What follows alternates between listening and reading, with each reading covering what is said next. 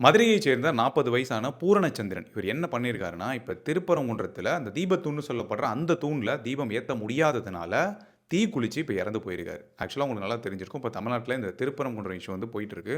So already state கவர்மெண்ட்டுக்கும், central கவர்மெண்ட்டுக்கும் இதில ஒரு clash போயிட்டு இருக்கு. ஸோ இப்போ ஒரு சைடு பீப்பிள் அந்த தீபத்தூண்ல தீபம் ஏத்தணும் அப்படின்னு சொல்லி கோர்ட்ல பெர்மிஷன் வாங்கியிருக்காங்க. ஆனா இன்னொரு சைடு ஸ்டேட் கவர்மெண்ட் அலோவ் பண்ணல.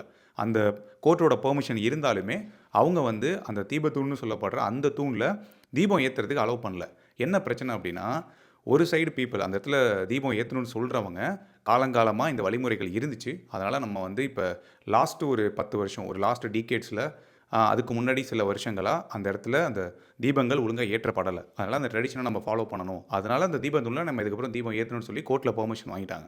ஆனா ஸ்டேட் கவர்மெண்ட் என்ன சொல்ட்டாங்கன்னா, அந்த இடத்துல உள்ள அந்த தீபத்தூண்னு சொல்லப்படுற அந்த தூண், தீபத்தூண் தானா? அதுக்கு ப்ராப்பரான எவிடன்ஸ் இருக்கா? அப்படிங்கிறதே டவுட்டா இருக்கு. அதனால எந்த ஒரு மத பிரச்சனையும் வந்துரக்கூடாது அப்படிங்கிறதுனால, அந்த இடத்துல நாங்க தீபம் ஏத்துறதுக்கு அலோவ் பண்ணல அப்படிங்கிற மாதிரி, அலோவ் பண்ணாம அந்த ஒரு பிரச்சனை போயிட்டு இருக்கு. ஸோ இந்த நேரத்தில தான் இப்ப மதுரையைச் சேர்ந்த பூரணச்சந்திரன் தீக்குளிச்சு இறந்து போயிருக்காரு. ஸோ எந்த ஒரு பிரச்சனையா இருந்தாலும், அதுக்கு சூசைடோ, இல்ல இந்த மாரி தீக்குளிச்சு இறந்து போறதோ சால்வ் பண்ண முடியாது. ஸோ ஒரு பொது பிரச்சனைக்கு வரதுக்கு முன்னாடி, அவங்க குடும்பத்த யோசிச்சு பார்க்கணும். அந்த பூரணச்சந்திரனோட குடும்பம் தான் இதனால அதிக அளவுல பாதிக்கப்பட்டிருக்கும். இந்த மாரி தீக்குளிச்சு இறந்து போறது ஒரு பொது பிரச்சனைக்கு அப்படிங்கிறது ஒரு சிறந்த எடுத்துக்காட்டா இருக்காது. ஒரு தவறான எடுத்துக்காட்டா மாறிடும். ஸோ அதனால நீங்க இத பத்தி என்ன நினைக்கிறீங்க? கமெண்ட்ஸ்ல சொல்லுங்க.